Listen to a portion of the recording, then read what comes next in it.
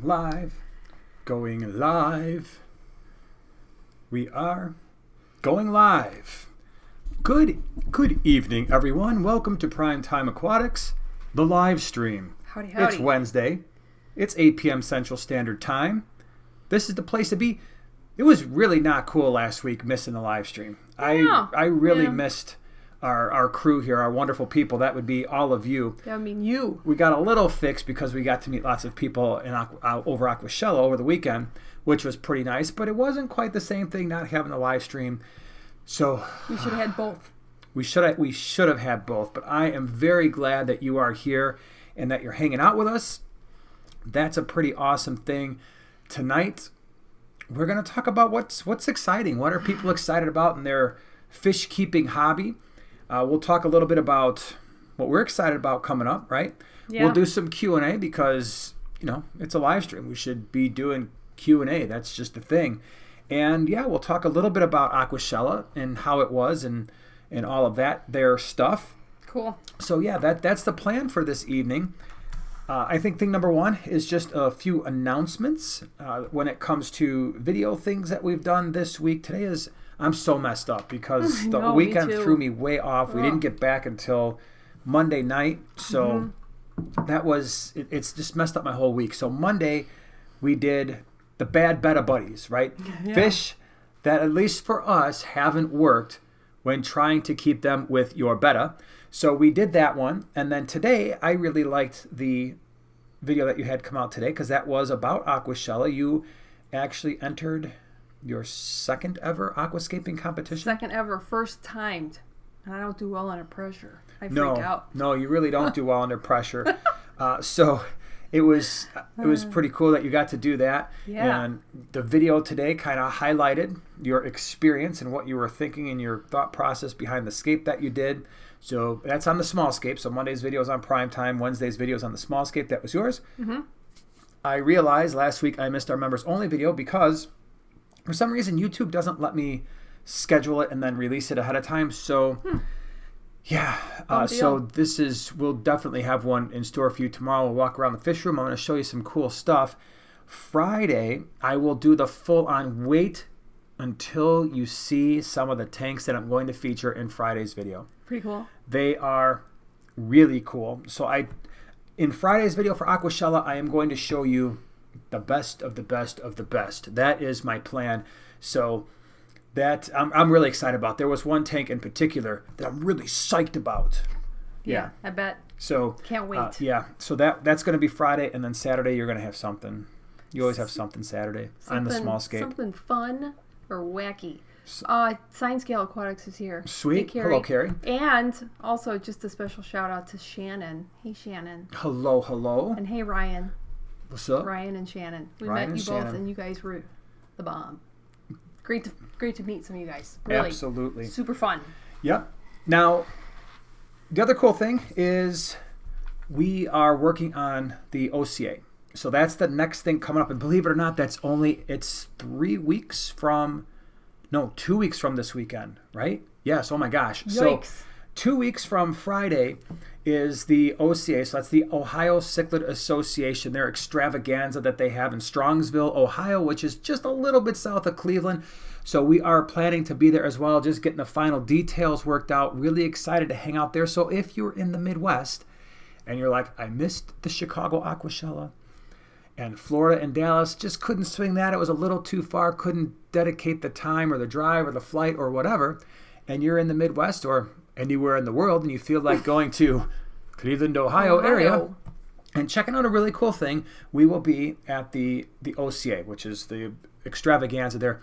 Again, I've said this a couple times, but if you haven't heard me say it, it's a very different feel because, and you've never been there, so I keep talking about this. No, I didn't go there last time. Yeah, so the deal there is, I've always described it as basically a flea market for fish where there's going to be a main room where there's some vendors and we'll be there as well. And then there is a separate room where they have this massive cichlid show. All right, so and it's not just cichlids, it's scavengers too, because they also do catfish in this club. So there's going to be millions of really cool fish. Yes. Do they have plants and driftwood and rocks? I don't remember. Maybe, but that's not really the Kind of focus. important. Probably when you people go, like me. because the other cool part is when you start walking around the hotel. That's where people are selling fish out of their actual hotel rooms. They've got like racks of tanks and everything. It's one big giant flea market of fish. So that's what's coming up. That's what's coming up next. So yeah, that's the deal there. AquaShella, your favorite things? Oh my gosh. Here are some of my favorite things. Meeting everybody was super, super cool. Especially when people came up wearing our shirts. That was cool. And then It's just crazy. It just gets us every single time. Yeah. And Probably, even my shirts. Yeah. How about that? Bizarre.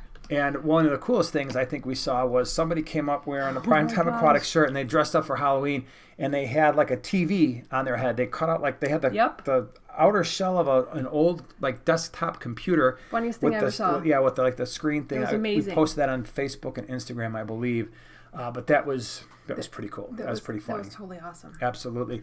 Yeah, definitely the people meeting, that's why we're there. Right, I say that every single time we go to one of these events, and that will be true for the OCA as well. It's about hanging out with all y'all, and that's the most fun thing to do.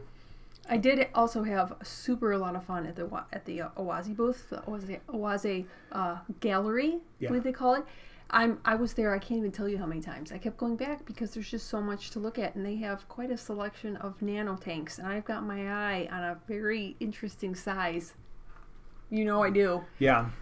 Super fun. We'll see. It's just so much fun to see how they scape the tanks. Totally different. Some of them super simple, which is right up my alley.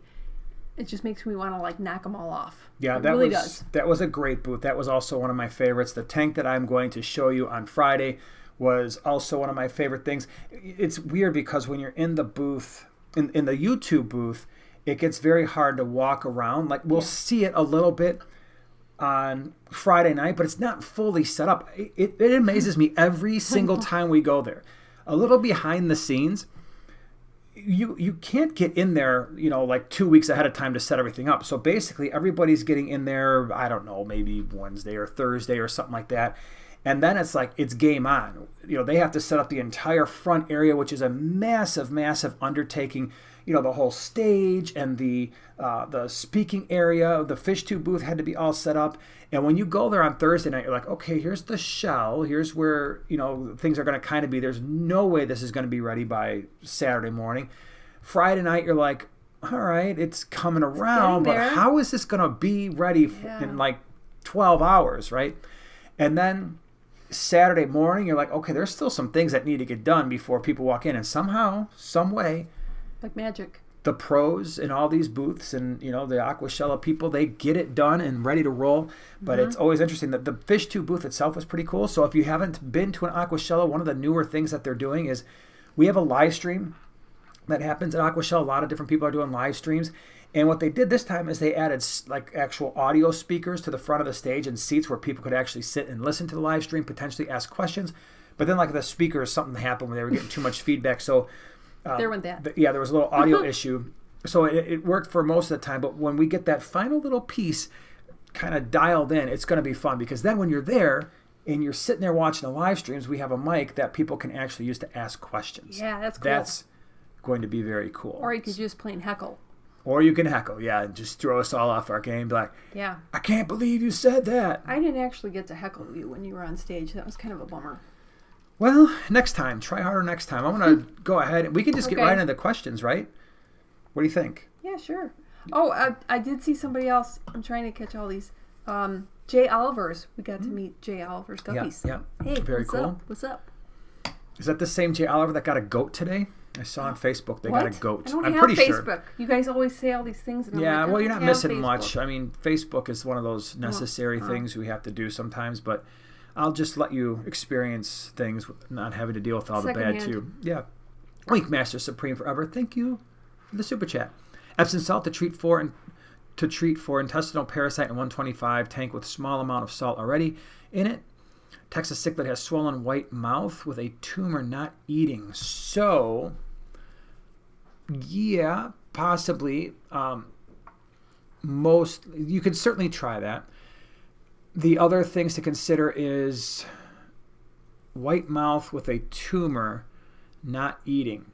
So, is if it's an actual real tumor, there's not going to be a medication that's going to treat that. It's going to continue to grow. And if it's a tumor that is now getting infected, unfortunately, there's not much that can be done about that because a tumor is a tumor. If it is just a raging infection, that's a different story. And while the Epsom salts might help, regular, if that's really the only issue, but you said there's also internal parasites, so that could be the Epsom salt, but that mouth thing that's going on there might also be a bacterial or fungal infection, in which case you would want to start thinking about antibiotics. I know that is a massive volume of water. In this particular case, if you are dealing with an external local infection, that's a case where I might consider removing the fish, putting it in a hospital tank, depending on how big that Texas cichlid is, somewhere between, it might have to be a 20-gallon tank, and treating the water in that 20-gallon tank as opposed to trying to treat that entire 125-gallon tank, because that could be very, very expensive, especially if that is a bacterial infection or possibly a fungal infection. Those meds get expensive when you're trying to medicate a 125. So it might be worth considering in that case moving the fish to a smaller tank, provided that if there are other fish in the tank, if they're fine, they're eating, there's nothing going on with them in terms of any issues, I might remove that fish to a hospital tank, see what we can do. But if it's an actual tumor, there's not medication for that. Greg R., thank you for the super chat. Congratulations to you, Joanna. Yeah. Thank you. Yeah, so it's pretty cool. So congratulations for what, though? Because I don't think you mentioned, right? I don't know if I specifically mentioned. Yeah, because Greg knows, but nobody else does, maybe. Well, for the Aquascaping competition that I was so nicely invited to, there were 6 creators, 6 aquascapers, and I was one of the creators. And there were 2 competitions, so there were a total of 12 contestants. And then there were 2 prizes, like our contest kind of running at the same time. People's Choice and also Judges' Choices. So I did not even go towards the Judges' Choice. I'm like, that's Aquascaping rules, I don't know them. So I was just hoping to get something that, maybe some people liked. So I got 2nd place for People's Choice. So whoever voted for me, thank you very much. And my prize is back there. It's a medal that Chattanooga Ed made, which is totally awesome. And then I actually got 3rd place in the Judges' Choice, whatever you call it, Judges' Pick, whatever, which shocked me to no end. Yeah, shocked me too. I still too. think maybe they picked the wrong tank. Yeah. Oh, darn it. I'm kidding. She caught that. I was like, wait, what? Wait, what? How'd that happen? But yeah, it was fun. It was a cool looking tank. I survived it, and I was really happy. Feel free to check out her channel, The Small Scape. You can leave your comments, be like, that's an interesting tank you got there. It was I really lucked out because nobody knew like where they were at or anything like that. And there was they have different competitions going on, and they had these, were they 20-gallon cubes, something like that? Really they were huge. big. And I was like, that can't be. But luckily there was one flower horn in one of the tanks, so I was like, that better not be, because I don't. Oh, that was I'm a not, flower horn that's competition. not really my jam. It's kind of a bigger tank, but they were 7.5-gallon cubes, so I was like, just like that size, very similar. Well, that's an 8.3. It is an 8.3, so but it's also got like the back, but it's similar. I hear you. Similarly hear size. What you're saying. All right, let me see here, because everything just jumped around here real fast. D3. Hold on. Are you going to try and read that I far away? can't. No, I'm not going to be able to see it. What does it say? Okay. D3 Virum 3 TM Chin. That's close enough. I tried. I can't see that far. Welcome to Primetime Partner. Welcome to the Primates, Primetimers, Primetime Partners. Glad you're here. Thank you very much. Mm-hmm.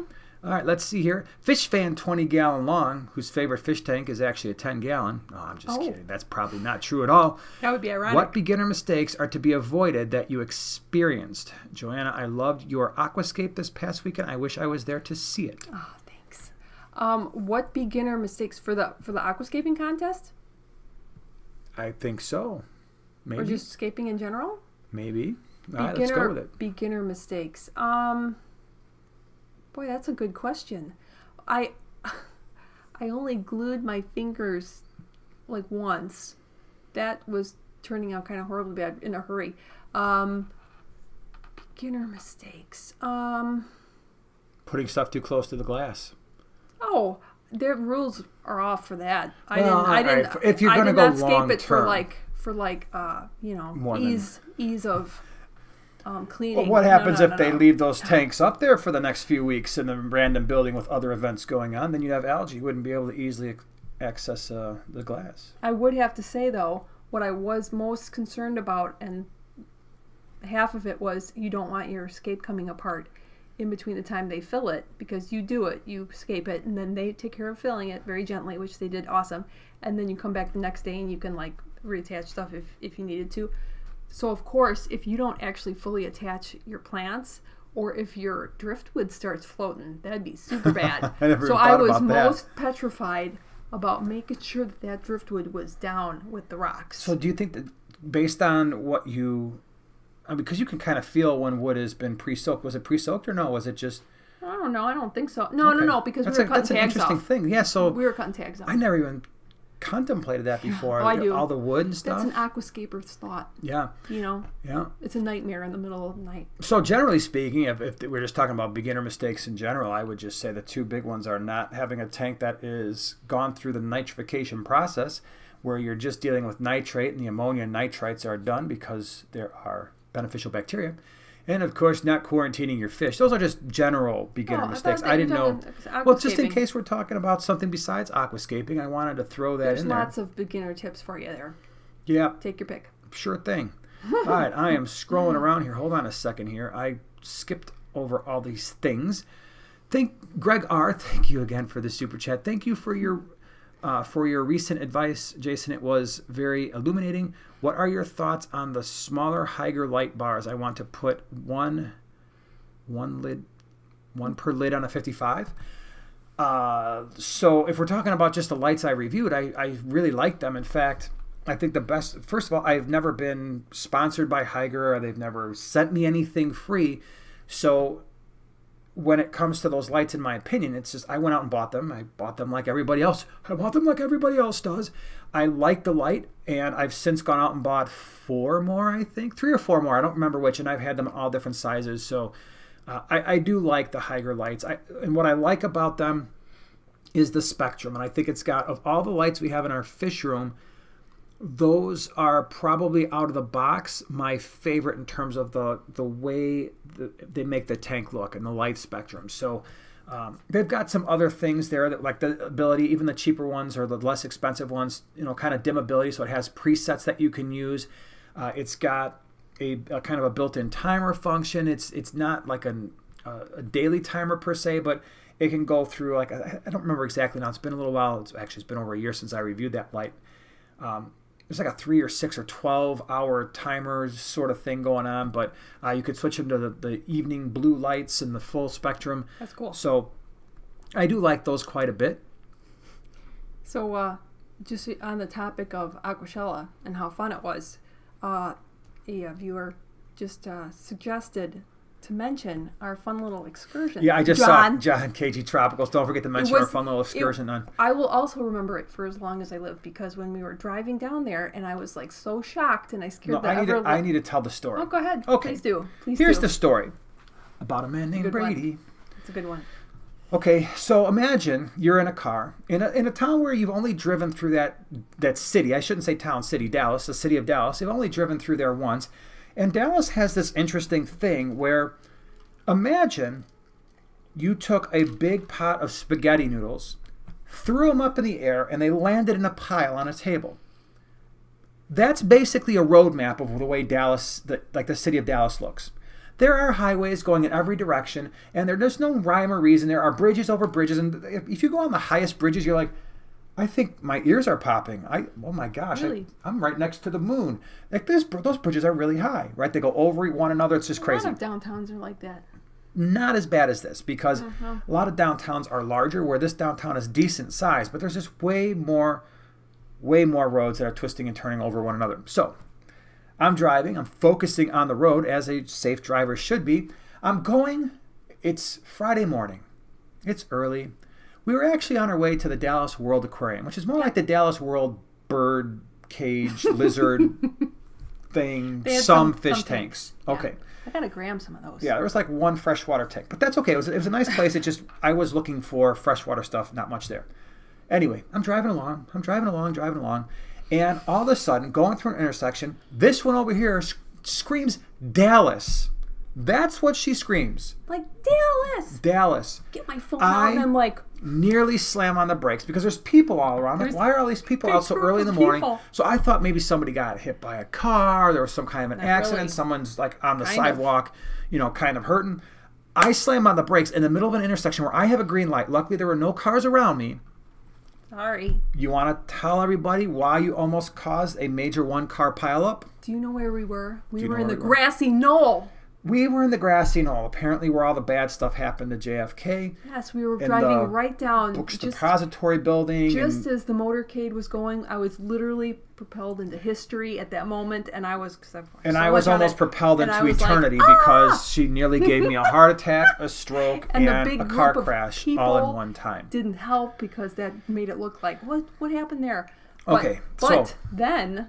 Oh, can I fast forward now? Yeah, I'm not done with my story. I know. We fast forward, gone all these places, come back. We're back at the AquaShella booth. We're still, because it's Friday, we're still kind of setting up. And I tell John and Lisa, hey, we passed by the JFK thing, the JFK Memorial. Is that what I guess it's officially called? Somebody saw my Instagram. And they're like, wait, what? I'm like, yeah.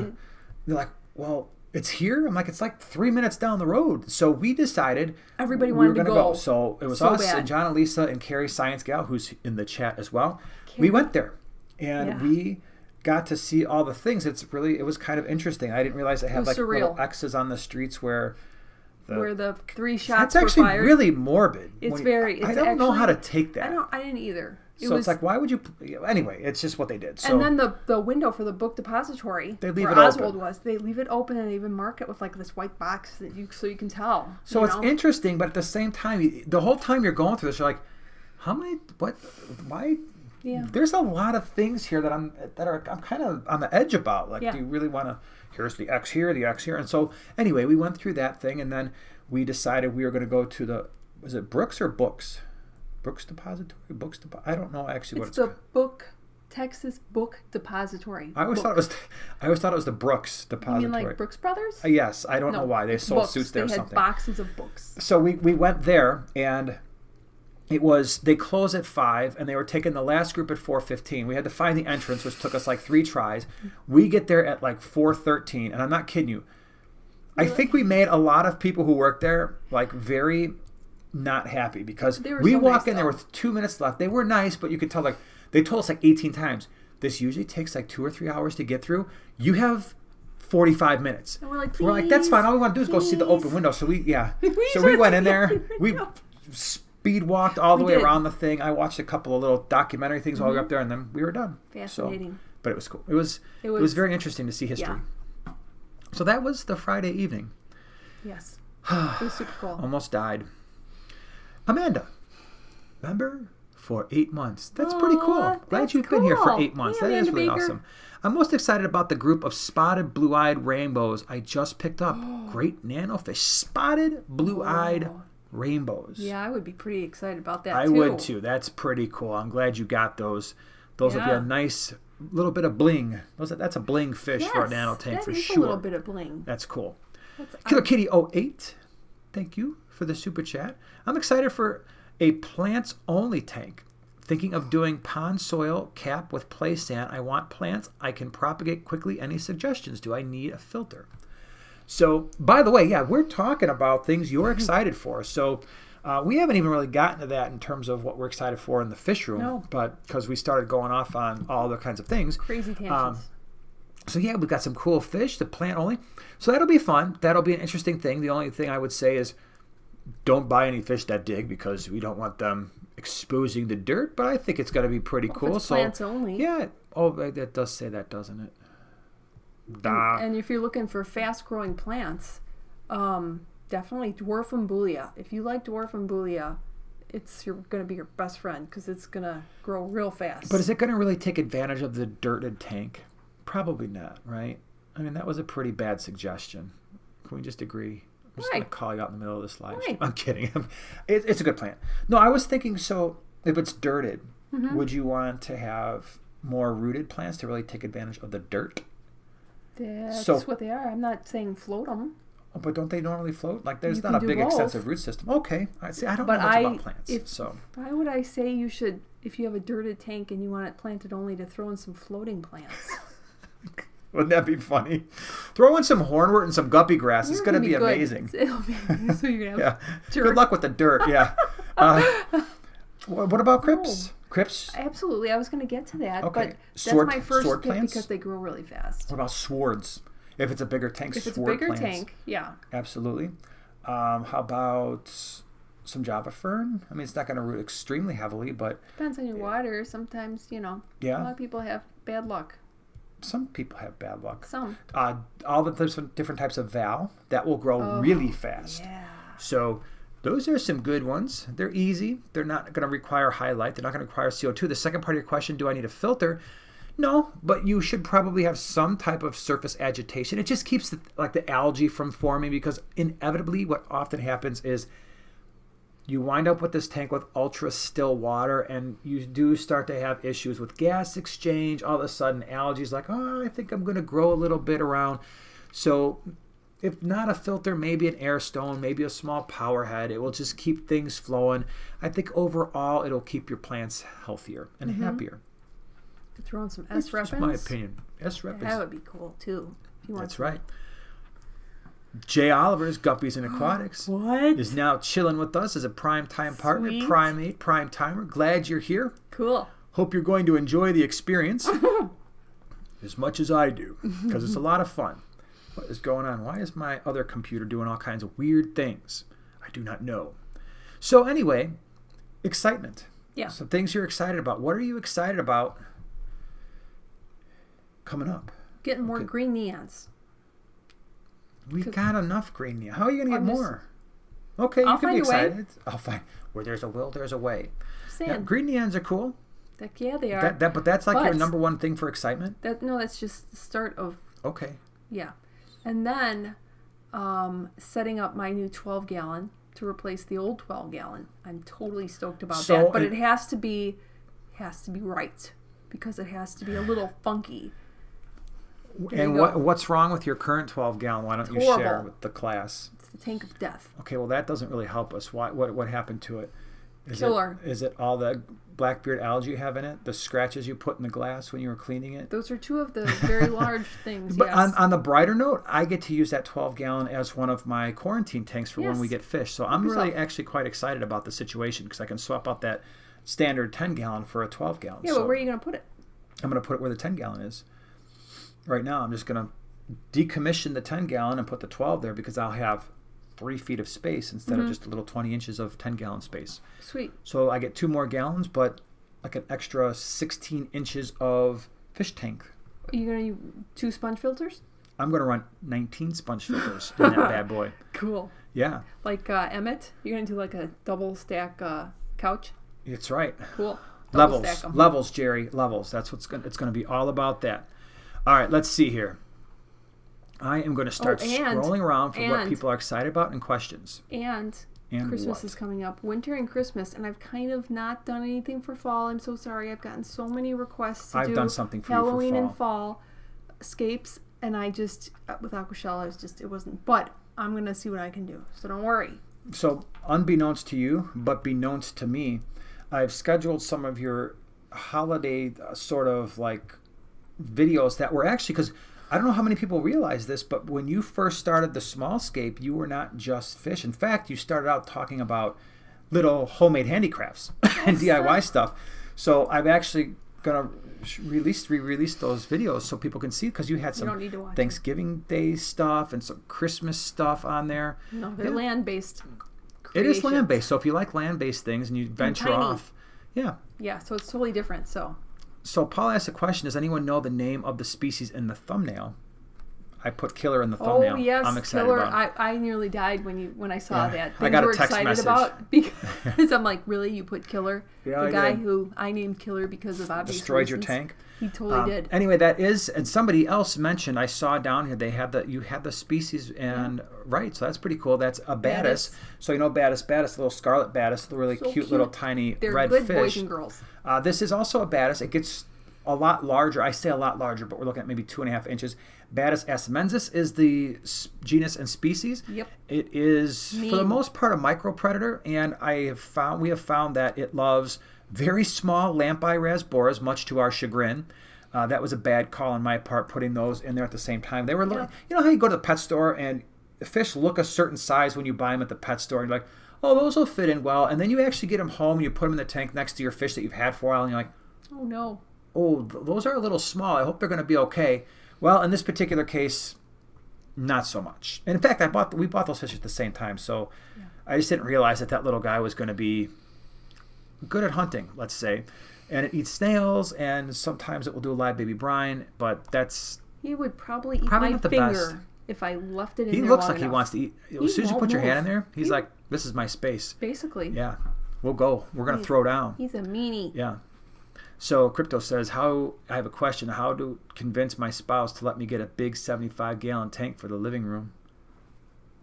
If you were me and I were you, what would you do? Well, my first suggestion would be, but you'd have to really know what you're doing, is Betta sorority.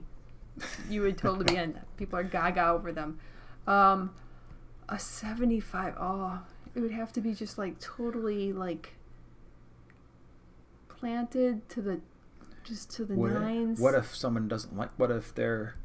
I'm just saying, if you saw like an amazing planted, like what I want to do with the 150, that would be amazing if I ever can do that. Yeah, it would be. It only costs like thousands of dollars for plants. You're like, wow. I need more. Yeah.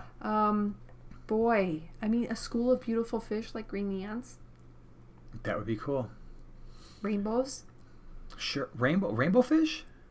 Like small ones, the little ones. The dwarf rainbows. Yeah, the little dwarf. Or the furcadas. You probably want the furcadas, right? Yeah. Evan C. Aquatics says, hey, just got to lurk tonight. What's up, lurker? Lurk. All right, let's see here. I'm scrolling down. I actually stopped. I went all the way to the top, so I went a little far on the whole scrolling around the thing here. Let's see. You can go ahead and look as well. Oh, may I? Okay. Yep, you can, because I went way crazy here, and everybody's like, hey, what's up? Hey, how you doing? What's up? Smiley face, how are you? Good, I'm smiley facing too. Yeah. So Keith says, great. What is a great bottom feeder for a 20-gallon tall? So a standard 20. Great bottom feeder. Koi cats. You can do a group of like 6 to 8. That's fun. They're going to do all their little crazy thing in a community tank. That would be fine. Bristlenose pleco would work just fine. Mystery snails work wonderful in that size tank. If you've got softer water with a pH of 7 or maybe a little bit lower, maybe do a group of, 10 to 12 otocinclus. Those would work out well. And I mentioned the bristlenose and otocinclus because when they're not grazing on algae on the side of a tank, they're going to go to the bottom looking for food. You could do coolie loaches. I think it'd be pretty cool to have 6 or 8 of those, right? So you've got a decent amount of options. The nice thing about a 20 gallon is once you start getting to that 20 gallon, there's some options there. Mm-hmm. What you got? Let's see. Oh, a guy that thinks says, hey, y'all have any experience with bumblebee gobies? Yes. Not a ton. It's been a while since we've kept the bumble. By the way, what happened to our bumblebee catfish that was in that center tank? Those still in there with those. Oh. We got to get those out of there and put them somewhere because they're in the middle of a giant mess of Java moss. Yeah. So thanks for reminding me. We got to get the bumblebee catfish out of our bottom 10. Bumblebee gobies are small. From what I can remember, they're not. I don't remember them being like really super highly visible. I thought that they were hiding a lot, at least in our setup. I'm sure some of you had different experience. Like, oh yeah, they were out all the time. They're the greatest personality fish of all times. But for us, I think I remember them hiding a bit. But I don't remember them having any special care. From what I can remember, again, it's been a while. It's probably been 10 years since we've had them. So yeah, I know it's not a lot of information, but it's been a little while. No Name says, I'm most excited about all of the new rainbow fish being discovered. That is pretty cool. They posted on Facebook, Rainbow Fish Live, and the gold on it is amazing. So wait, hold on. Melitania species Lobo. is the one that you were talking about. That's cool. I like rainbow fish. They've really grown on me. I think when, if you would have asked me that question 10 or 15 years ago, do you like rainbow fish? I would have probably been in your camp where I'm like, no. But we've got a group of, I think, 8 of them in one of our 75 gallons. And their colors are just really cool. And they're pretty easygoing. They leave each other alone for the most part. They leave other fish alone. They're just decent amount of action. I like it. Let's see. Oink Master Supreme Forever. My Texas with tumor is in a quarantine tank not eating, but he and another Texas cichlid eating well are showing the long white string like waist. All other 125 are okay, I think. All right, so you've got 2 things going on there. You've got the one in the quarantine tank that's got the tumor, which that is going to require antibiotics for sure.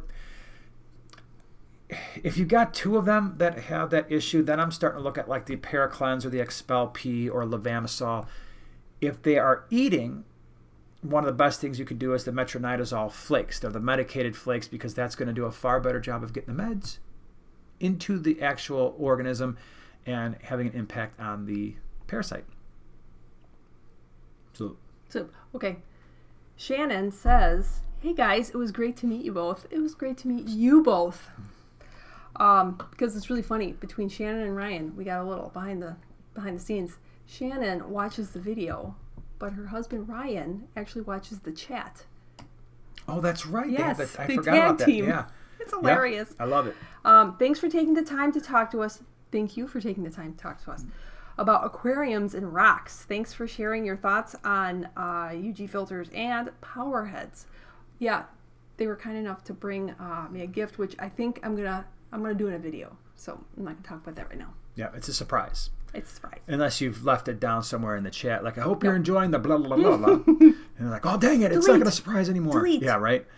You can't share it. Finn, delete it. Whips World says, I hope you plan on going over to Ohio Fish Rescue and visit Big Rich. Of course. Yeah, we already talked. He was at AquaShella. And I said, I'll see you in a couple weeks.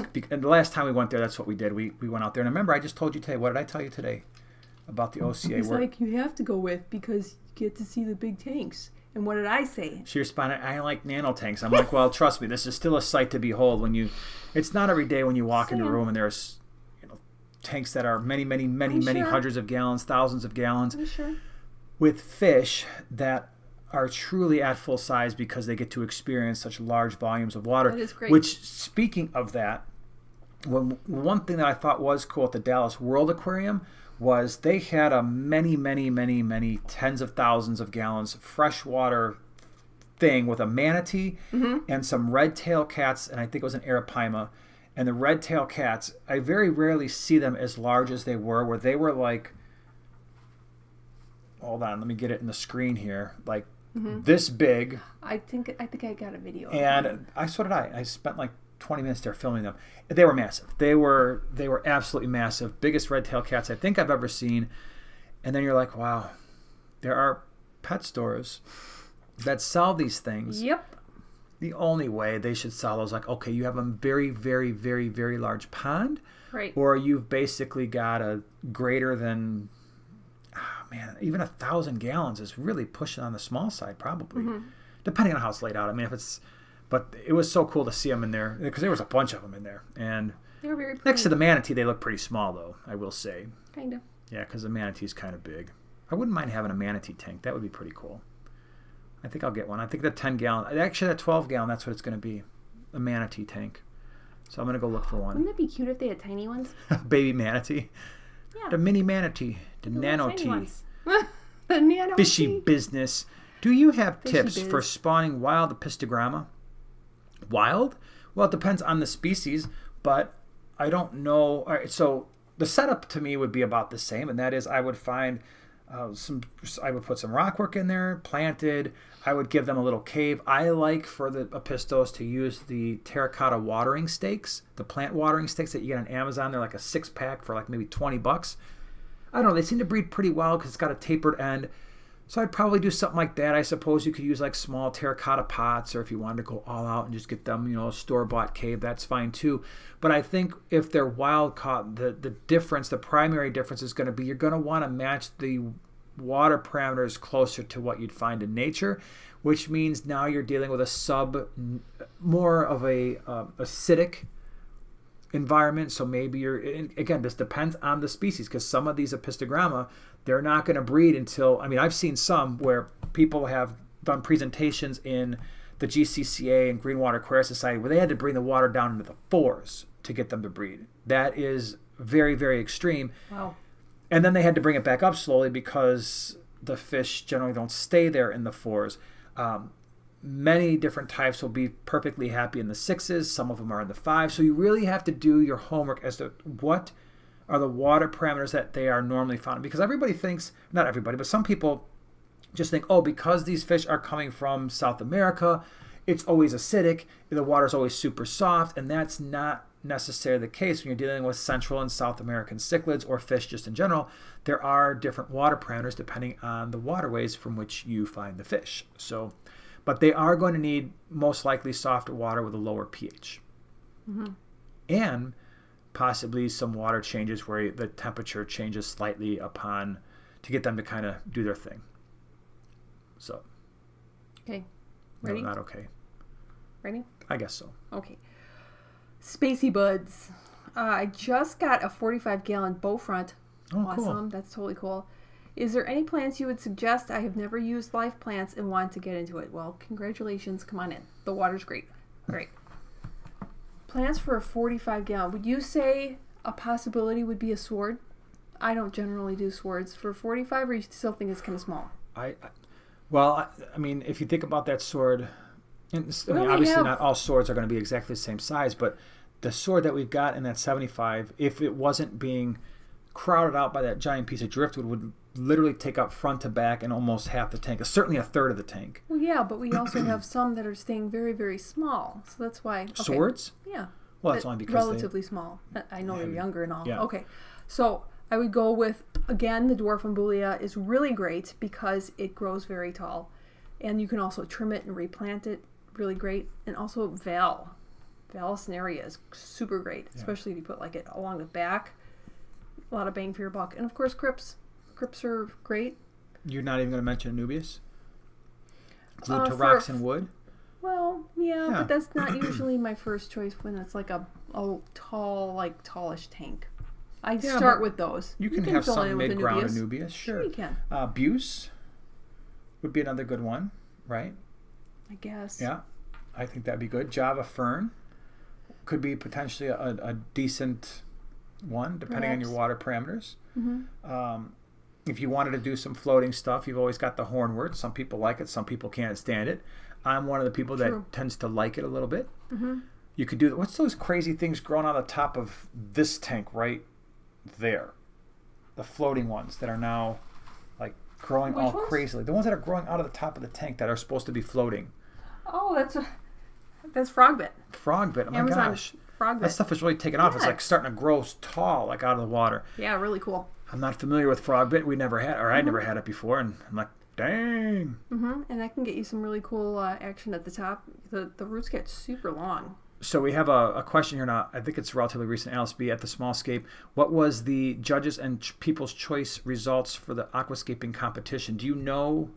So I think Will was number one, right? Will Mace, yes. He actually does Choice. vivariums and stuff. Yeah. He does reptiles. Crazy. Yeah. So yeah, he got first People's Choice.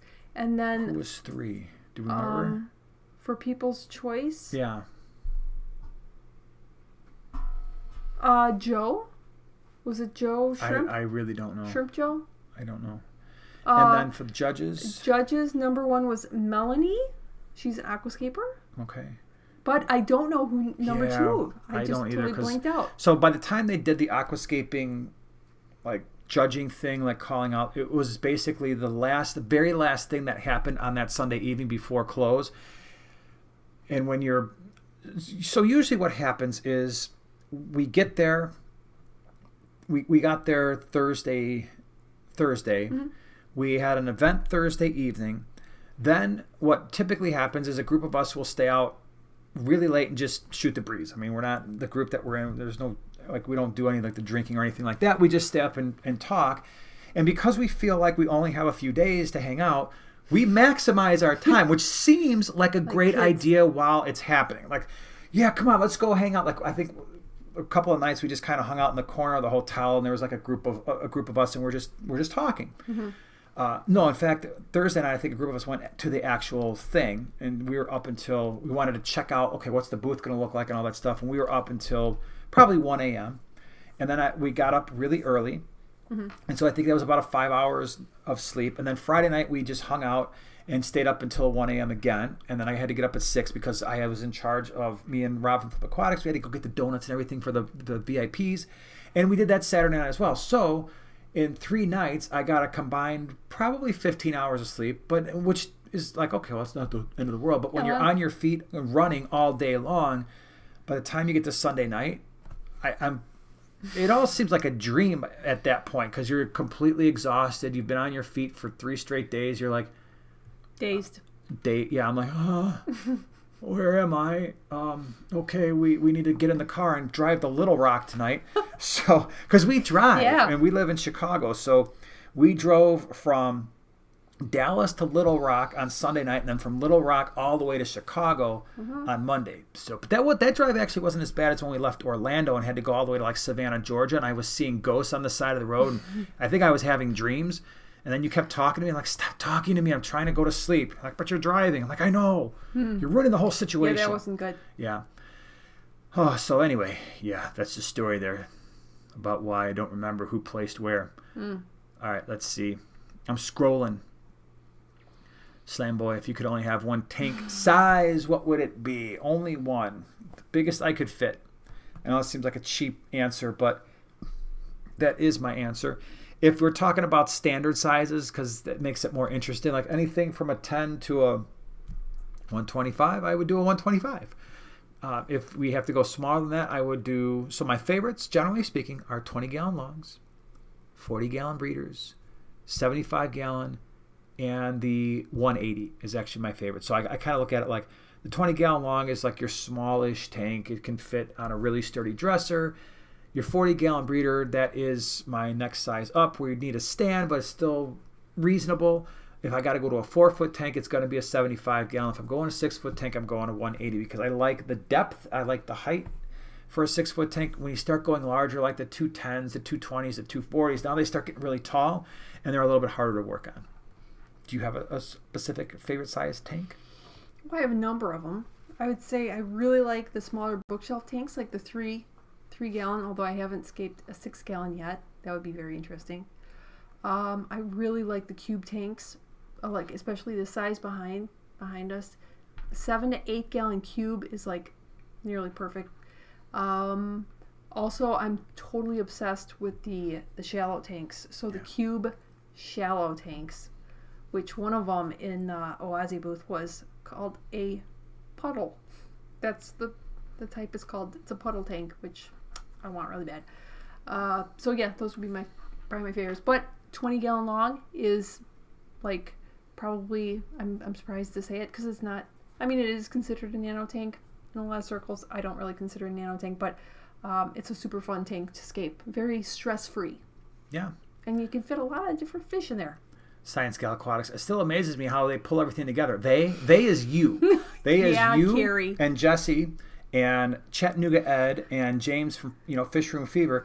So yeah, I got a picture of okay, here's the space for the fish tube booth, and they texted like, okay, do you want us to work on it? We're all like, no, we can do it Friday afternoon. I think because John and Lisa were gonna be there, we were gonna be there. I'm like, we'll just knock it out then.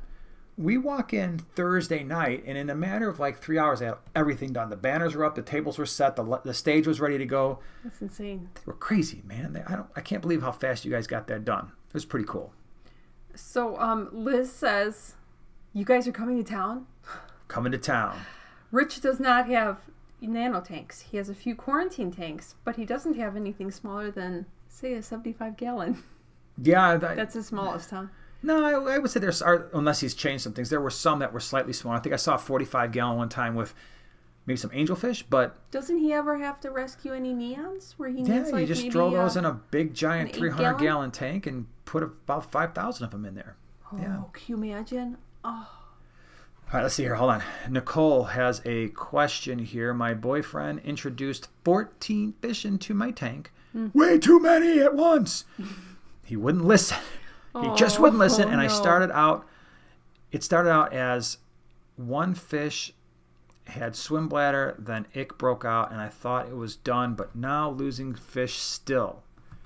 All right, so this is the dreaded, we've got multiple issues going on right now, and I know it's really stressful. Thing number one, way too many fish at once means you could be dealing with ammonia or nitrite spike, or both. I'm assuming ammonia is kind of doing its thing. We have to get that under control. So if you have any water parameter issues like ammonia or nitrite, that is absolutely something that we need to get under control. Otherwise, the ammonia and or nitrite is going to destroy the gills of the fish, and they're all going to die. So there's a few things you can do. Obviously, water changes will dilute the ammonia and or nitrite. That's a must. Cut back on the feeding right now because we need to control the ammonia and nitrite. And they also have icks that are probably not feeling the best. Let's get the oxygen levels up in that tank. So if you've got, provided that these fish are not, we're not talking about like bettas and angelfish that are going to be blowing around the tank and even stressed out more. But if these fish can handle a little bit of extra water, surface agitation, that would be pretty nice. Maybe we've got a couple air stones we put in there. Maybe we've got a small power head. We can kind of get things moving around just to increase the amount of surface agitation for gas exchange. We need to deal with the long-term ramifications of not having enough microbes in there, but we need to do it. We need to speed things up. And so the way we do that is we would do something like adding live nitrifying bacteria. So that would mean, in this case, because the fish are already added, Fritz Turbo Start is the way to go. Fritzzyme 7 will also help, but the Fritz Turbo Start is more concentrated. You're going to get more live nitrifying bacteria into that tank at a single time. That should help. It might take a day or two for them to kind of really make a dent in things, but that is going to be critical. Now, the second issue is the ick, because we have to treat that as well, because if we don't treat that, it doesn't matter if the ammonia or the nitrite levels are brought under control. They're still going to die. So now with the ick, we have competing issues because now we have to treat the tank. My go-to is ICX. I think that is the safest overall medication to use for the largest number of fish, especially when you're dealing with plants or invertebrates like shrimp or snails. When I'm dealing with cichlids and I don't have those other things to worry about and I've got a bad case of ick, sometimes I'll go with Copper Safe. Understand that is a little bit more toxic to the fish, but it's also more toxic to the parasite. So ICX would probably be my go-to. The other thing, and this is going to solve two problems if and only if your fish can handle salt, I would start adding aquarium salt to the tank. And there's two reasons for that. One, the aquarium salt will actually help if the fish are dealing with a spike in nitrite. It will allow them to create a little bit more mucus. It will help protect them a little bit more even for the ammonia spike. If you've got loaches, if you've got cory cats, if you've got plants, the salt is probably not going to be a great idea. But if you've got fish that can handle the salt, then you can go, again, you really got to do the research here on the fish, but when we're just treating ick straight up, and I don't have salt-sensitive fish or plants, now I'm looking at a tablespoon per 2.5 to 3 gallons. If you've got fish that are sensitive to, or plants, or invertebrates, snails, things like that, that's not going to work. You might have to skip the salt. The other thing is temperature. If you have fish that can handle slightly higher temperatures, at least for the next couple weeks, my temperatures when I'm treating ick are rolling between 83 to 85 degrees. Again, it depends on the fish. You got to make sure that they can handle that. So you're doing all of those things at once at this point to try to treat the two different issues. Now, I will be honest, it's very difficult to maximize fish survival when you're dealing with an ammonia spike plus an ick infestation, because that's a lot of stress on the fish. But at this point, we just do what we can. I hope it works out. Would love to hear from you if you can stop by the live stream next week, how things are doing. But those are the things that I would do if I was dealing with that problem. And I've done that. I mean, a lot of people have. I'm sure most of us, when we were new to fish keeping, we got our, in some cases, got a brand new tank, threw a bunch of fish in. Somebody brought in ick as well. We're dealing with ammonia and ick at the same time. So it's not a totally uncommon thing. It's just not a fun thing to deal with for sure. Mm-hmm. So. Whoops World has a great idea for you when you get tired. Because when you were working really hard. Yeah. Okay. You'll get all the sleep you need when you're dead, Jason. That is a good point. All right. Thanks, Whip. Problem solved. That's Stop all I your needed. whining. Pretty much, like, man up, dude. I got you, man. Thanks Have for some that pep pizza. talk. You'll be fine. Have some pizza. Yep, I got it. I like it. Okay. Noelle just wanted to remind people, if you put the @Primetime Aquatics, we will know that you're asking a question. James says, hey, Joanna, I've missed you guys. Got one for you. I keep adding Anubias to a tank with existing Anubias, but the new keeps dying. Any reason why the new is dying and the old is okay? Disease. That would be my first guess. Is the rhizome rotting? If the rhizome is getting like yellow and squishy and maybe even brown, then my guess is that you have Anubias with disease, and just take that out. So wait, the Anubias can get a disease? Sure. I've heard of that. Okay. I personally would never had it. The other thing too is possibly water parameters. That was my first thing. The old is fine. Yeah, but what if the new one? Unless you shocked it. Yeah, well, I'm wondering if maybe, I don't know because again I'm not a plant expert, but if the water parameters were different enough depending on where they came from but they're and the usually tank they're going immersed. to. Usually when you did you get it from like? Well, that would be another thing, right? PetSmart? It doesn't say, but if they were grown out of water, that could be another reason why as well, right? Yeah, but I Not as much as personally other have ones. never had any like melting like I do for the other plants that they have to get accustomed. Yeah, Anubias tend to Crypts actually I do have pretty that, well, right? Anubias, very rarely have I had any problems. Usually just a leaf will fall off, which is no big deal because it'll just propagate another one. But yeah, that would be my guess. Or, I mean, because it can't be that the light's too strong, or if you have it placed, you don't have the rhizome in any substrate. I would make sure you don't have that. But yeah, that would be my first guess. If your old is fine and your new is not, then your new might be just a bad batch. Yeah. Okay, hold on. This thing got all froze up. I skipped a bunch of things here. This chat, sometimes I wonder about it. I think it's my nemesis. Maybe. So, Zachary Cook, member for 2 months. Thank you. Glad you've been here. Tips for a number of angelfish in a planted 90-gallon community tank with black skirt tetras and bristlenose plecos worried about pairing and aggression. Yeah, that's always a thing. All right, so that is always something that you have to consider. I mean, in a 90-gallon, first of all, 90 gallons is a great tank for angelfish. So you can start out with 6 or 8 and see what happens, understanding, just like you recognize if you get a pair or two, the 90-gallon very well may be able to support a couple pairs, and then you might have to move some fish around. So if that's not something you're comfortable with, maybe you start with a lower number. Maybe you just start with 2 to 4 and say, okay, this is the angelfish I'm going to have in this 90-gallon. There should be enough space for them to figure things out. And just always be ready with your backup plan. So right now I've got 3 in a 40, and it's been working for quite some time. I mean, ever since you redid that 40-gallon, we put the 3 angelfish in there. We actually have 2 males and a female. And strangely enough, they just keep bouncing. So the males... I see one male with the female, and then I see the other one, and it just changes like every couple of weeks. But they're not really aggressive with the other male, and even in a 40-gallon breeder, they both kind of got their own spot. I've had big groups in a 75-gallon before with not too many issues, but again, you just have to be willing to move things around. So yeah, black skirt tetras, I've kept those with angels. Sometimes they get a little snippy. I think if you keep them in a big enough group, which I'm sure you will, in a 90-gallon, that will reduce that. Bristlenose plecos are fine. I've done that a billion zillion times, never had an issue. So yeah, I think you're right to think about the aggression. I think that in a 90, it might be manageable, but just be ready. Be ready to move things around if it doesn't work. Discus addiction, member for 5 months. That's pretty cool. Thanks for being here for 5 months. How long has your low boy been set up? Our low boy, so we've got 2 of them.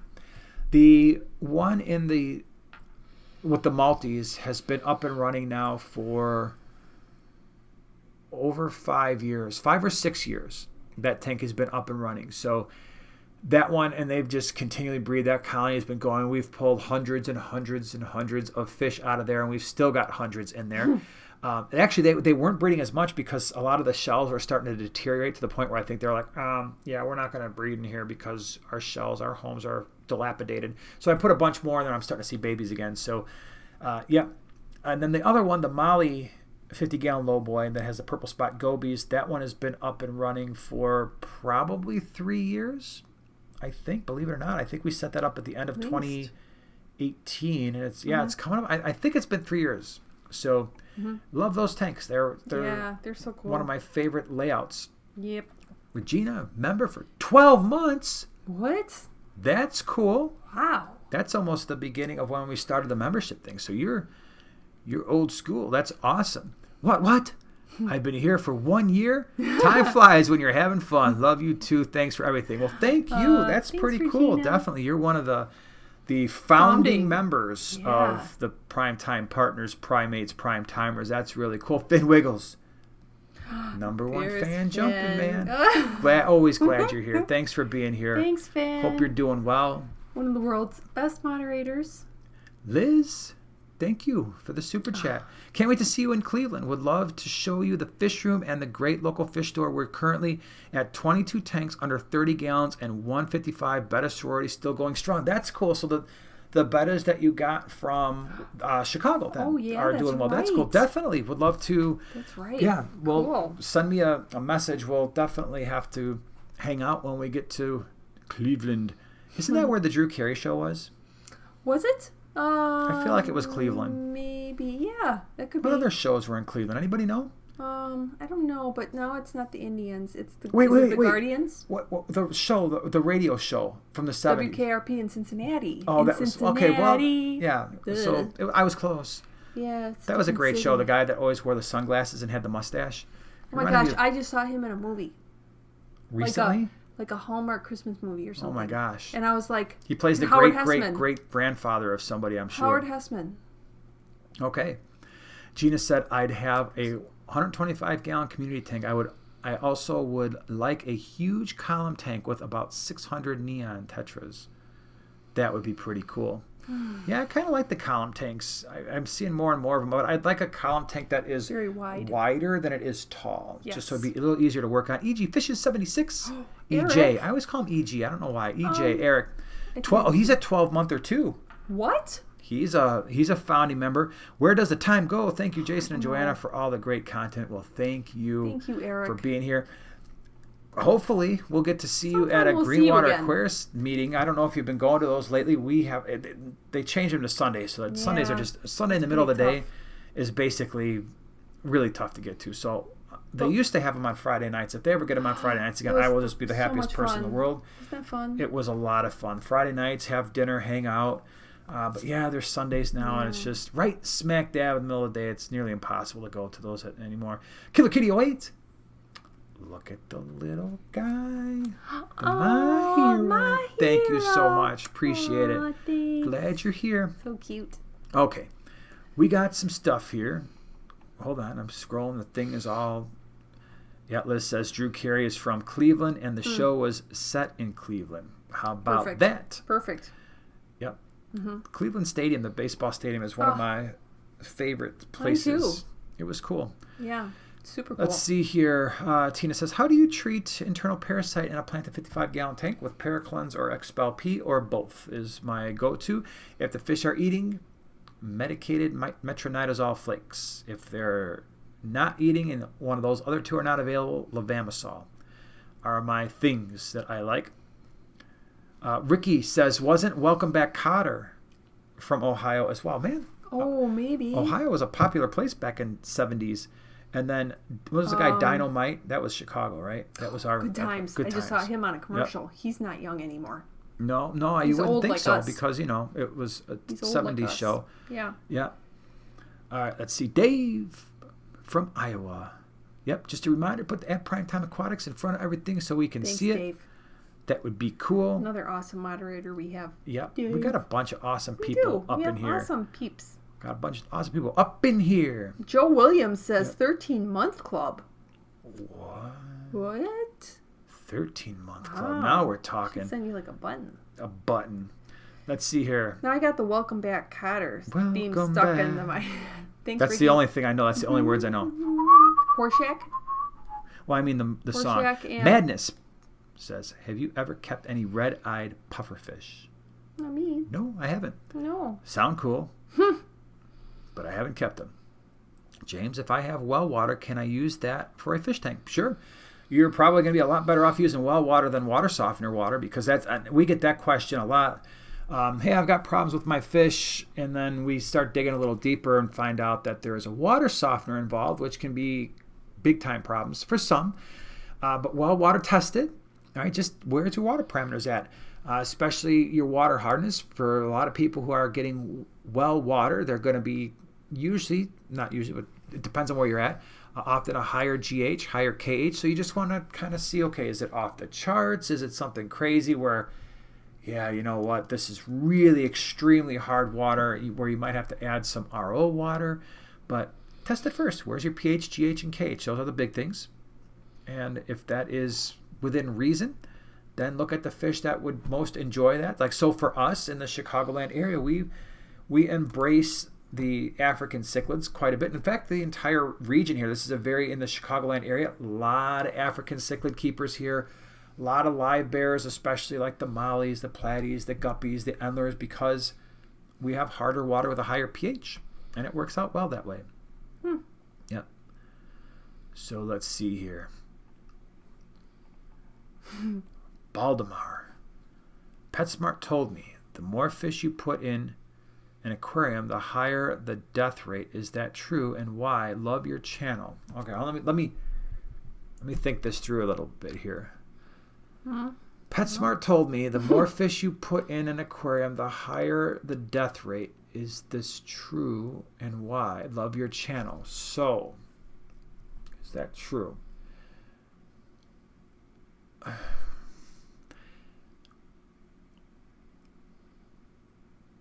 Gosh, you know, so within reason, no, I don't think it's true. So for instance, if you have, let's take an example. Let's just say you've got a 75-gallon tank, because I can basically illustrate this with what's going on in our fish room right now. We have 4 75-gallon tanks. One of them has just 6 rather small juvenile albino hecali, and maybe like a bristlenose pleco or 2. That's it. That's all that's in that tank. There's some plants in there. That's it. Fish are doing great. On the other side of the fish room, we have more extreme examples where in one of the 75-gallon tanks, that's our Mbuna tank. Very, very heavily stocked. So we've got probably 20, maybe 23 full-grown Mbuna cichlids, African cichlids, that are range anywhere from maybe 4 inches to 6, and I think maybe the ACI might even be 6.5, 7 inches. All right, but it's really heavily stocked. Right below that, we have a 75-gallon tank that have some peacock cichlids. And again, in there we've probably got, I don't know, maybe 12 to 15. Plus we have our female Midas cichlid, and she's in there. We've got a bunch of Synodontis petricola in there. Is there a difference in the death rates in any of those tanks? No. All the tanks are doing well. All the fish are healthy. All the fish have been healthy for many, many years. Now, do we lose fish in the 2 cichlid tanks? Yes. Why? Because some of them are getting older. All right, you can just kind of see they start to, they just start to look like old fish. The spines start to get a little curly, and they start to just look old. But in terms of, oh my gosh, I put a bunch of fish in this 75-gallon, and we just keep losing them time and time and time again, that's not happening. Now, the reason why I hesitated is because if you're talking about death rate, right, are you going to lose fish faster the more heavily stocked the tank is? That depends on a lot of things, right? That depends on how the tank is stocked. Are the fish going to get along? So could you run a greater risk the more heavily you stock a tank that certain fish aren't going to get along, which would increase your death rate? Yeah. Could you potentially run into issues if someone is a more inexperienced fish keeper with having water quality issues, if you're not keeping up with your water changes, or it's a newer tank? Yes. If you have something happen like we did, where we had a sponge filter go down in an extremely heavily stocked 20-gallon that was housing all of our growouts for our Cauda punctatus, those fish died very quickly because we had a very heavily stocked tank. Most of those fish were supposed to go to swaps. Because of everything that happened over the last year and a half, the swaps weren't happening, so they were just growing out in these tanks. We didn't have places to move them. Unfortunately, a week before we were supposed to bring those fish to the swap, the sponge filter died out, or the hose got disconnected, or actually I accidentally shut the thing off is really what happened. But if that tank had only had, let's say, 3 or 4 fish, would we have experienced any issues? Probably not. But because we had, I don't know, 25 or 30 caudal in each one of the tanks where that sponge filter stopped, we lost all but 8 of them, I think it was, or 6. So in that respect, yes, if you've got issues, they're going to be exacerbated by more heavily stocked tanks. All else being equal, if your tanks are being properly maintained, is the death rate going to be any higher? Probably not. So it's complicated, and there are a lot of factors, but if you're doing a good job taking care of tanks, you're probably not going to notice too big of an issue. Alana, thank you for the super chat. I inherited a 10-gallon stocked with 8 diamond tetras and a dwarf gourami. It seems a bit crowded to me. Should I consider breaking down the tank? Diamond tetras are they're definitely not like your neon size, so they're a little bit on the larger side. Would I prefer to have a diamond tetras and maybe a 20-gallon with the dwarf gourami? Probably. If they're getting along for right now, I mean, do you have to immediately go out and buy the 20-gallon tank? No, but yes, if it were me with that stocking, I would prefer it in a 20. Probably not a 10.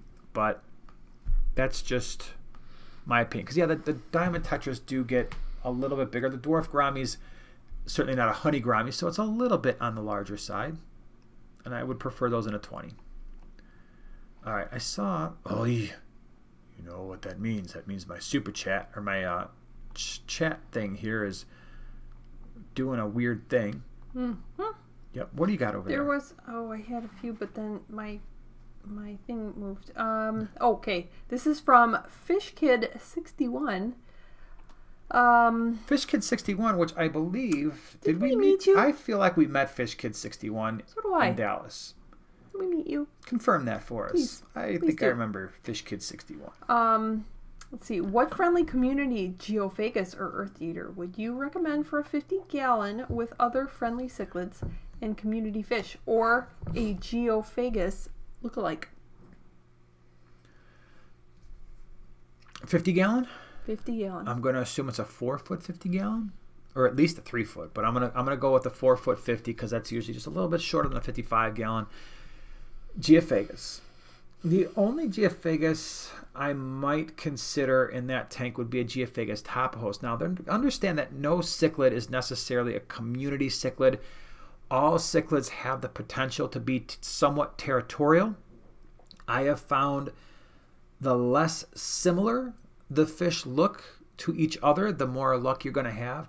So I would not do multiple geophagus in a 50-gallon just to maximize your chances of success. I think the geophagus topahos, because they don't get super large like some of the other geophagus. When I say super large, I mean the geophagus topahos, maybe you're going to get, depending on whether or not it's male or female, somewhere in that 5 to 6 inch range most of the time. Where a lot of like your wine milleri, your altifrons, and those types are going to they can get 8, 9, 10 inches. So I would stay away from everything but the geophagus topahos. Now, again, if I'm doing it in a 50-gallon and maybe I don't have a lot of experience with cichlids, I might just do the one cichlid and then just maybe, okay, well, I've got that one. Maybe I've got a dwarf gourami in there, or I've got some schooling fish, some larger tetras, or maybe even some barbs or something like that. Fish that look like geophagus that might be a little bit more chilled out. The other one that you could consider are the acara. So you got the electric blue acara, which is a striking fish. A lot of people forget about just the standard blue acara. Those are really pretty as well. We did, and I always forget about this fish, but we had them for a while, and it reminded me. For some reason, I was back looking at B-roll for one video we did, and remember what were the fish that bred for us in the 40-gallon before the Severums were in there? Oh yeah. Oh, I love those fish. They were they Cryptoheros? No. They were. No.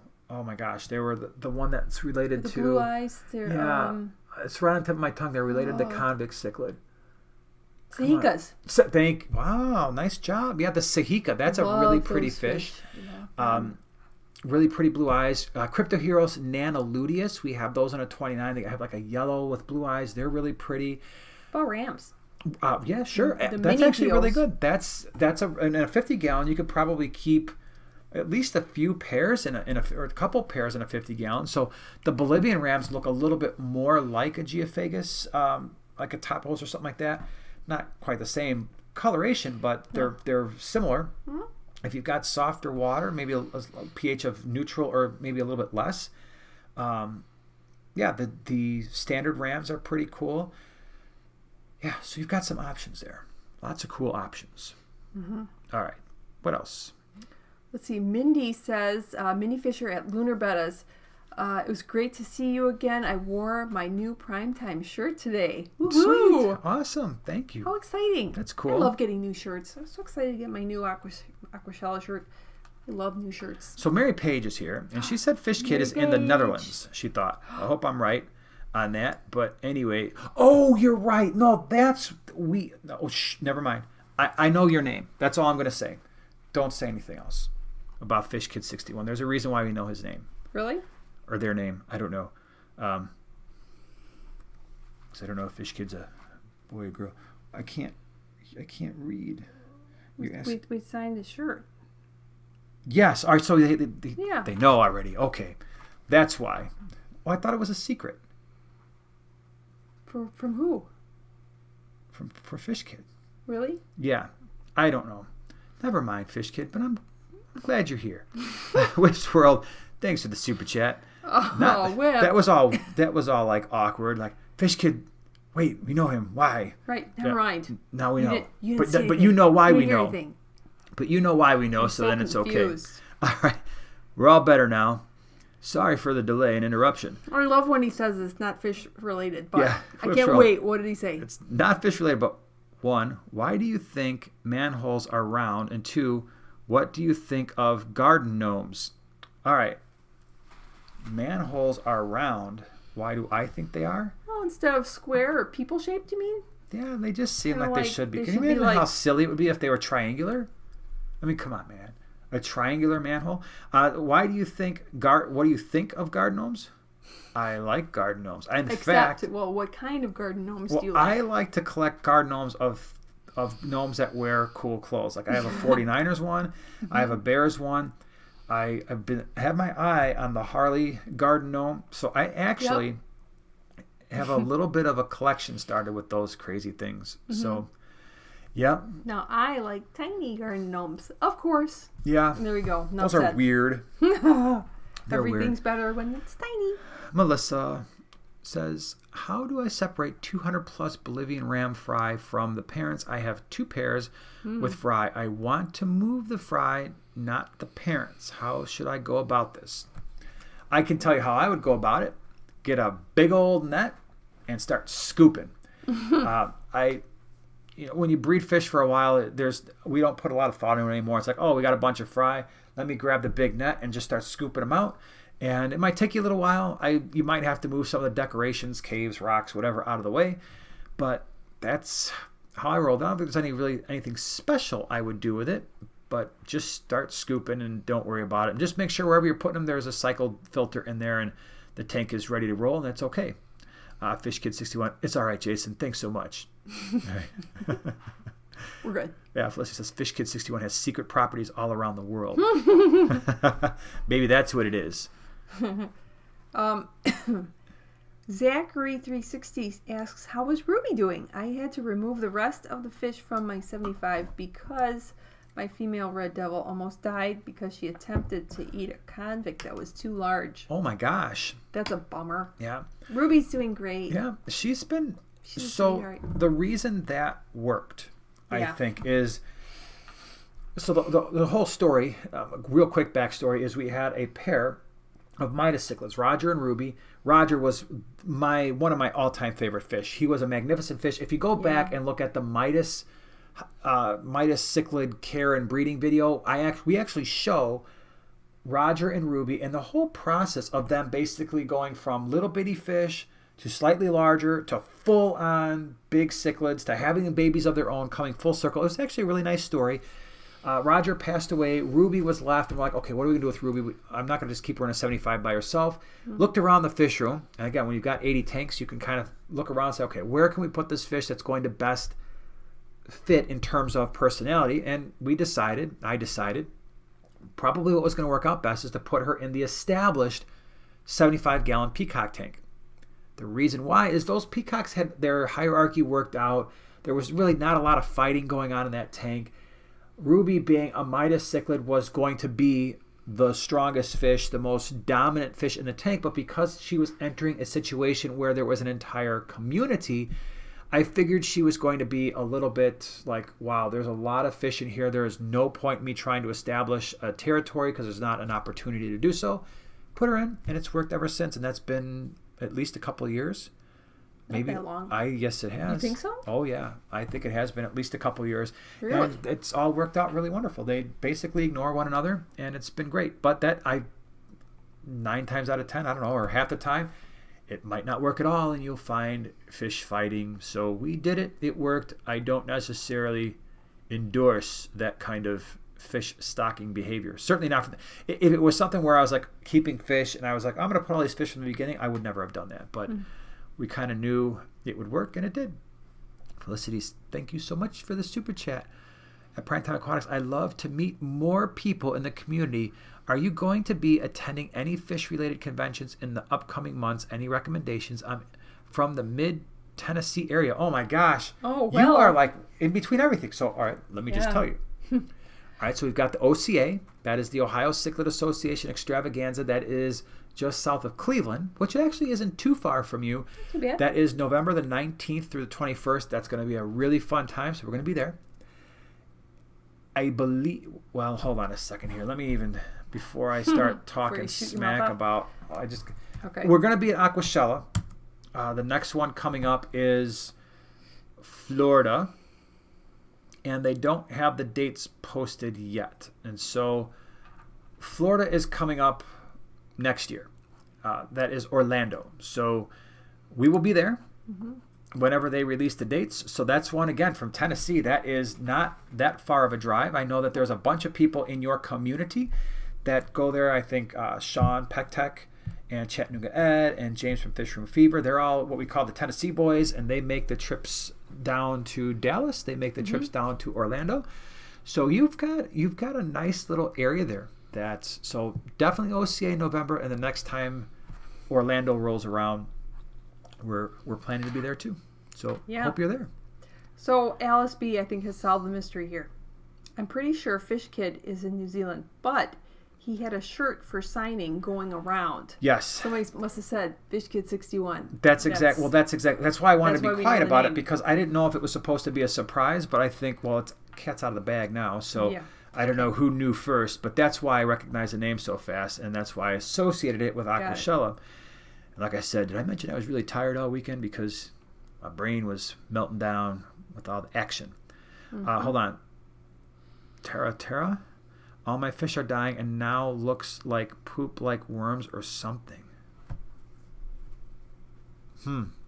So, I don't know what's going on there. It could be, if they are internal worms, internal parasites. Again, I keep the meds that I know work. Expel P, Paracleanse, metronidazole flakes, lambamosol powder. All of those are potential options if it's worms. That's the direction I would go and see if, I'm not saying throw all those in your tank at the same time, but you'd have to do a little bit more research as to exactly, what does a worm look like? Can you go on YouTube and be like, I've got white stringy poop, or I've got, if they're worms, most likely they're going to be more obvious than just white stringy poop. Wait, hold on. This is important. You can. Bob says, "Isn't the Triple Crown in Louisiana next year?" Yeah, or Louisville. Sorry. Yes, that's the other thing too. What's that? I can't tell. You're not going. I'm going by myself. No, the Triple Crown is they're in Louisville next year. I think it's probably next July. It's usually when it is, June or July. It's the ACA, the American Cichlid Association, is having their meeting. They're combining it with the American Live Bear Association, the ALA, and the other one of the Triple Crown. I don't remember what it is. Might be plants? I don't know. Somebody can pipe in. I don't remember. But Yeah, that's what I want to go to because they're combining all those things together, and that should be pretty stinking cool. I have a Louisville Slugger shirt that I can wear. Yay. Okay. Mm-hmm.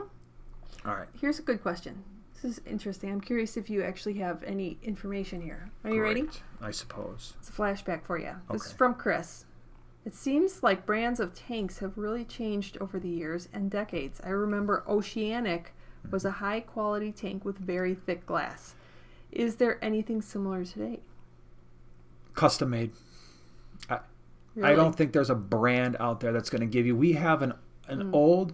So my uncle, who is another reason why I got into the fish hobby and was really interested in it, because right around the time I started keeping fish, one of my uncles had basically a fish room in his basement that I thought was just awesome.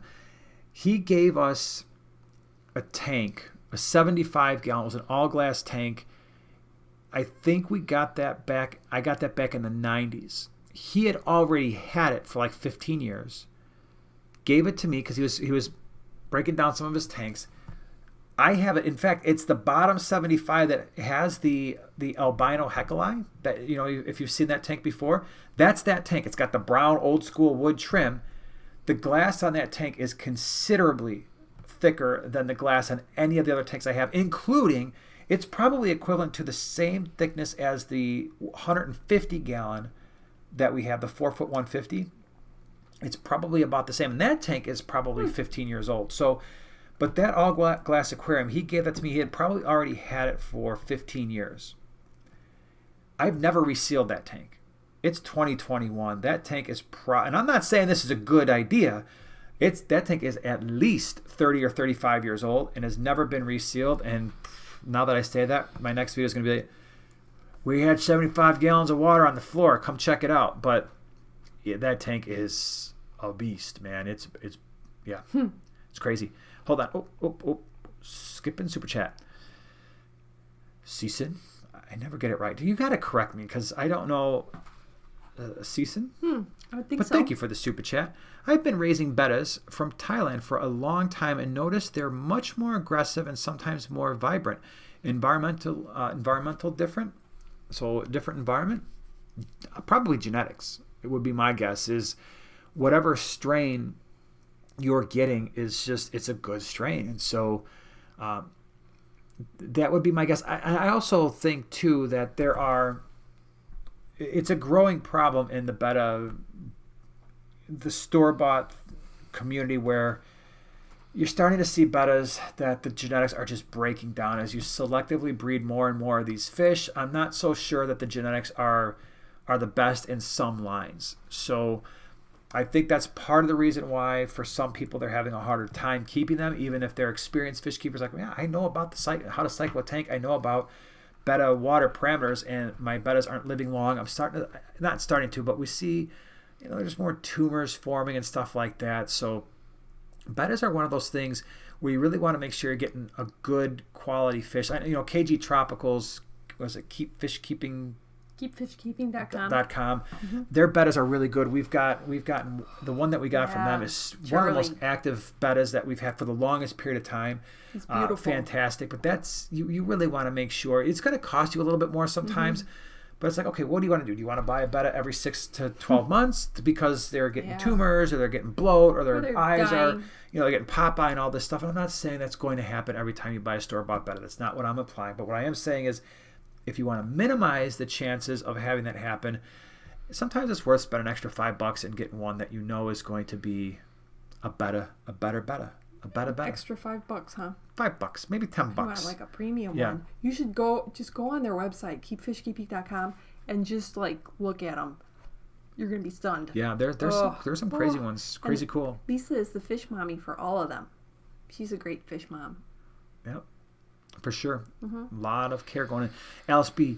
Carrie from Science Gal said it on one of her AquaShella live streams, and Fish Kid was there. Oh, okay, so don't worry, you didn't let the cat out of the bag. That makes me feel a lot better.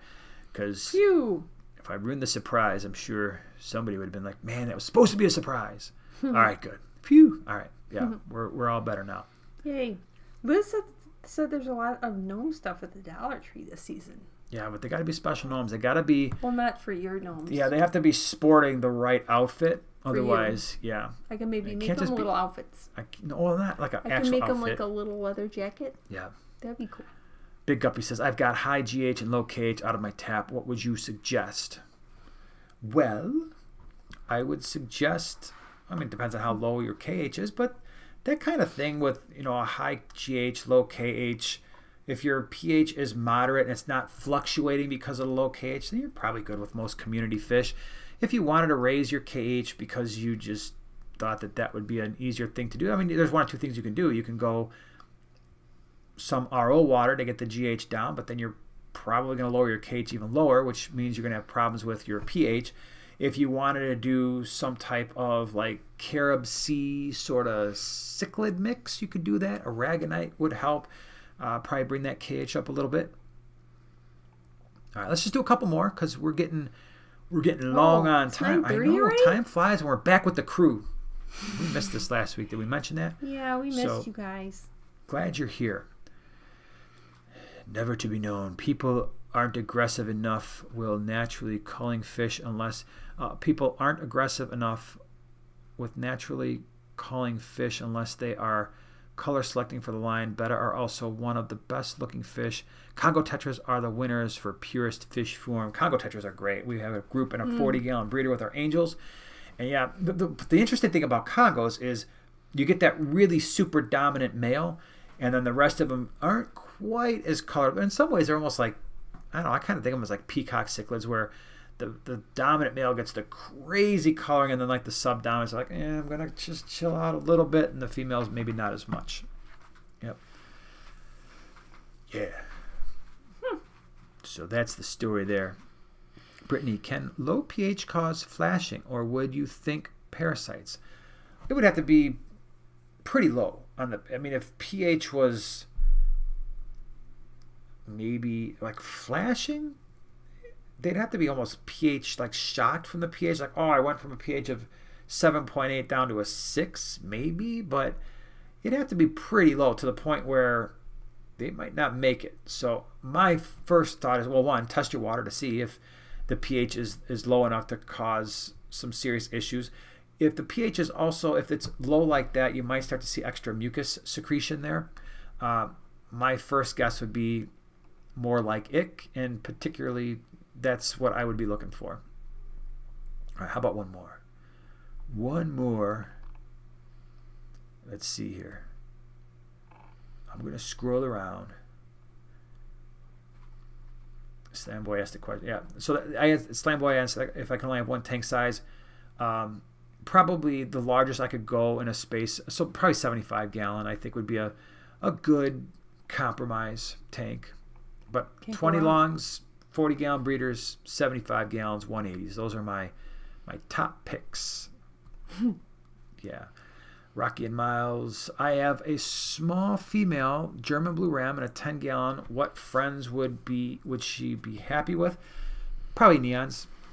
Cardinal tetras. If you've got the water parameters that are allowing your ram to grow happily, I would do something small like that. Ember tetras, something on the smaller side. I think those would all be good options. All right, everybody. I think we are going to call it a night because it's about that time. And I am glad you were here. We missed this last week, like I said. We will be back next Wednesday at 8 p.m. Central Standard Time. Got some cool videos. Like I said, my tank that I show you, my favorite tank for AquaShella on Friday, I think you're going to enjoy it. Even if you're not into that particular type of fish, it's a sight to behold. It's pretty cool. So thank you for being here. Thank you for everyone for the super chats, and Dave and Finn Wiggles, and Lisa's here. Stop by to give a like, but I'll watch the replay tomorrow. Cool. Hope so. Lisa, miss you already. Yeah, all the Mary Page and everybody else who's keeping holding down the fort. Really appreciate all the stuff that you do, and we will see you next week. Hope you have a great week, and we'll see you then. Bye-bye. And then Ricky just popped in the super